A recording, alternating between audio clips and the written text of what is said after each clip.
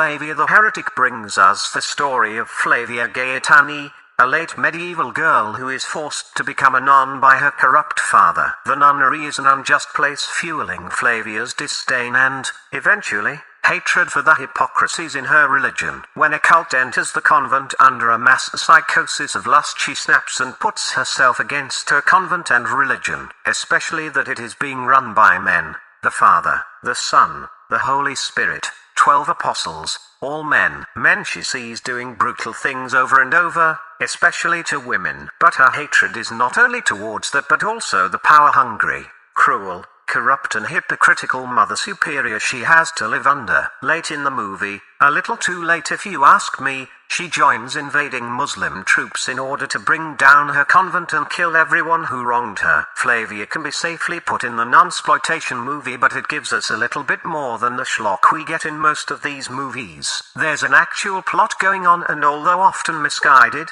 Flavia's actions are quite understandable. Where the movie goes wrong for me is the timing. It takes us a little bit more than the halfway mark to get to the good stuff where she joins with the Musselman and wreaks havoc. During this section there's more sex, violence, rape and gore than the other. I understand that the character needs a bit of setup in order to understand her actions, but more than half of the movie is a little bit too tame in an already fairly modest exploitation movie. When things start happening though, it's glorious. Especially the dream-like scenes where all kinds of weird stuff happens. Flavia the Heretic is an interesting look into 1400s Italy, nuns, religion and all of the jazz. What makes it even more compelling is that the story of Flavia apparently is based on real events, specifically, the martyrdom of the 800 at Otranto. Flavia the Heretic is a great historical drama with a smidge of nunsploitation and proves once again that hell hath no fury like a woman scorned. Smash that.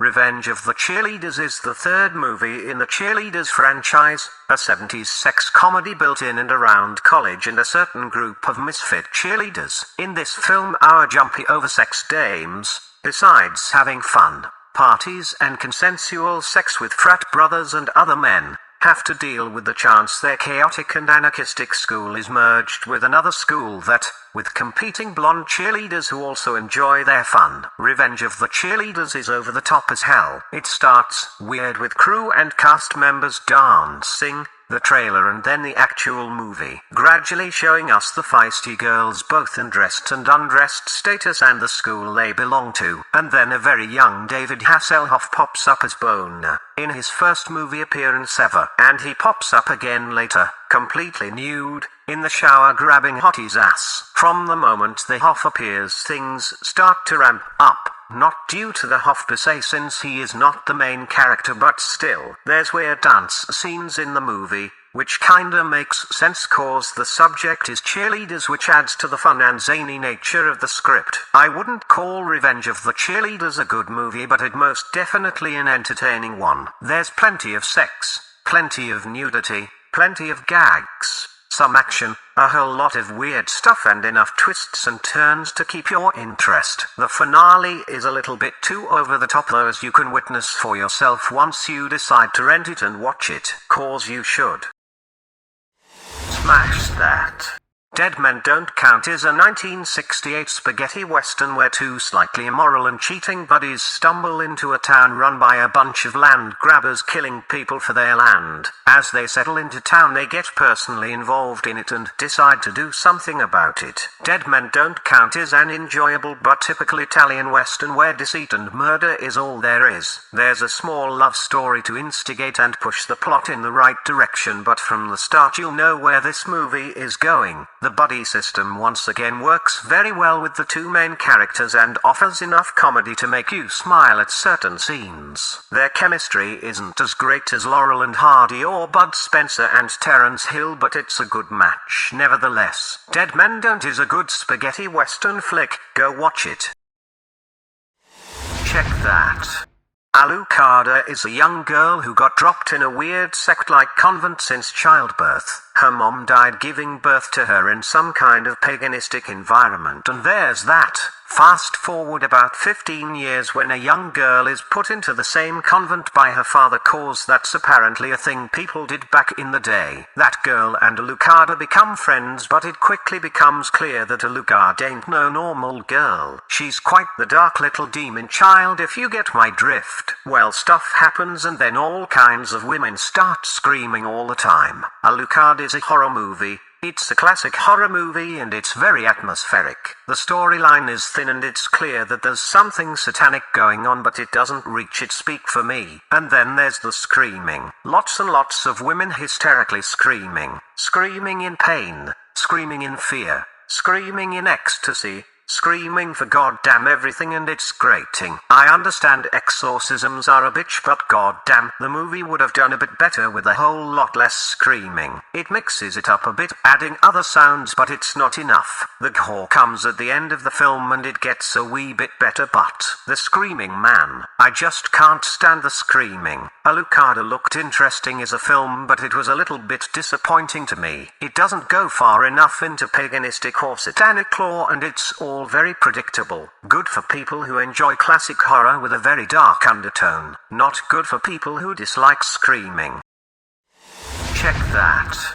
Adventures of a Private Eye is the second movie in the Adventures of series, a British sex comedy trilogy where a man has several encounters with pretty, and not so pretty, typical 70s British gals. In this movie we follow a wannabe private investigator who decides to take a case even though his boss, the real private detective played by John III Dr. Pertwee, who took a little vacation with his pretty blonde and nude secretary he was just having some fun with. Our main character gets a visit from an heiress who is being blackmailed for some gaudy pictures. The plot will thicken later in the movie, but not before our main character's member does some thickening as he bangs several women over the course of the film. The sex in this movie is very light. There's boobs and some ass, also man ass. But it's not even erotic. It's strange that this movie, like the other ones, got an X-rated rating, but I guess the standards were a bit low back in those days. Much like the sex, the comedy is also on the low side.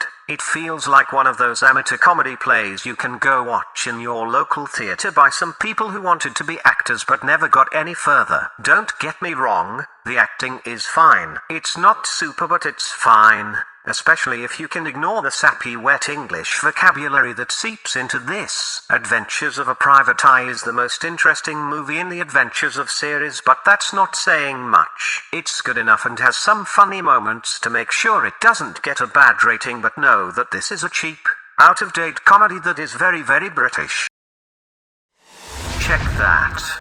The Adventures of a Taxi Driver is the first movie in the Adventures series and follows the life of a taxi driver in England. Driving round in his black cab, he is the fake cab avant la lettre, although he doesn't get his nookie in his cab like in those, movies. This movie doesn't really have a plot besides following a cab driver on his routes and meeting a lot of people and plenty of people who want to shag him, and their husbands or boyfriends chasing them away so we can see him run out in the streets naked for some slight laughs. Once again, this movie got an X rating in Britain back in the day, but the amount of sex is even lower than many of the other movies I've seen recently. Also, it's very British, so the girls, although not unattractive, would get a 6 or a 7 from me at first. But hey, titties, am I right? Nothing much else to say about this film. It's similar to the other movies in this series and once again feels very amateur theatre with lame, though sometimes funny, jokes, some boobs and very childish sexy acts. It might have been okay back in the day, but it's dated now. Check that.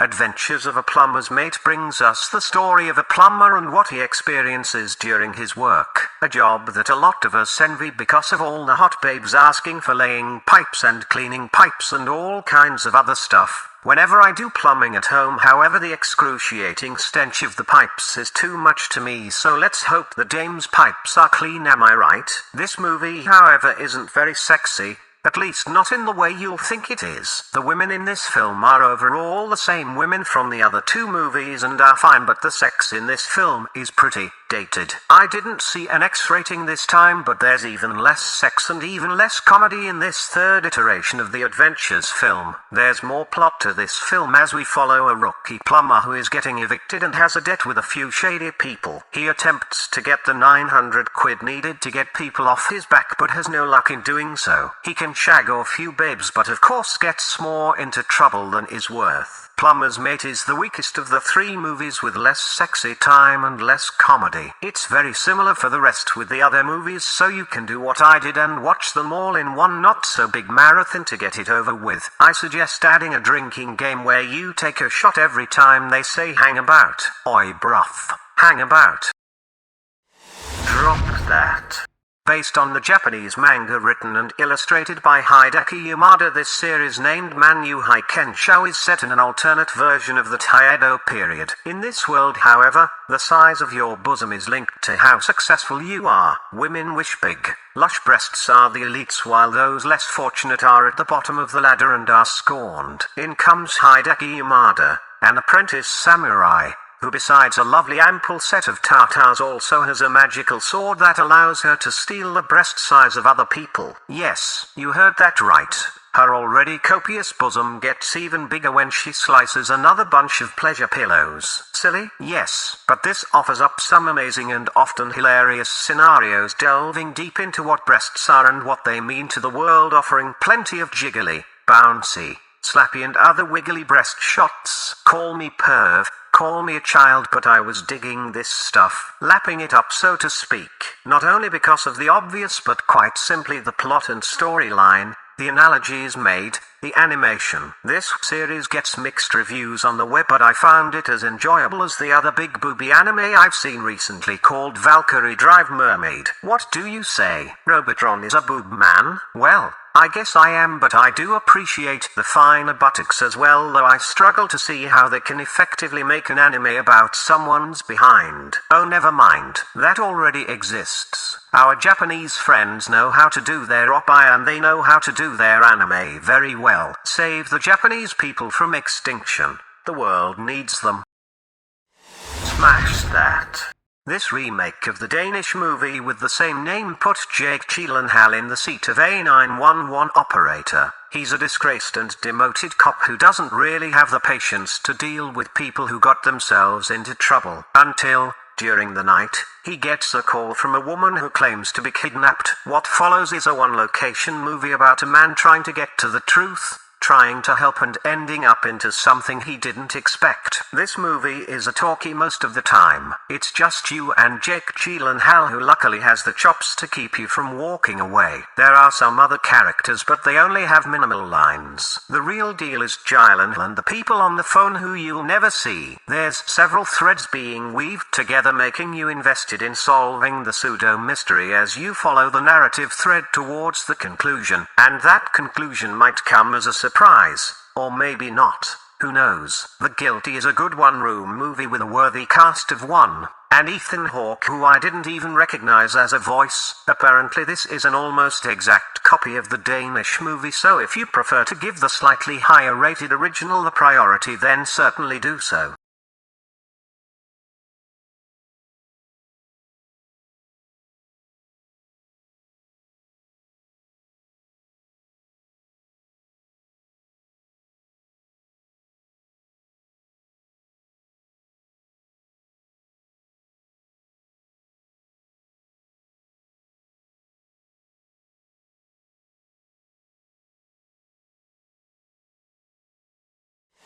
Smash that. The Devil's Trap is a Czech movie about a priest in the 16th century who is sent out by the Holy See to investigate whether or not a miller is in league with the devil. The miller isn't really doing a lot at first sight, but for the villagers it is weird that he has knowledge to find water and knows when the earth will quake.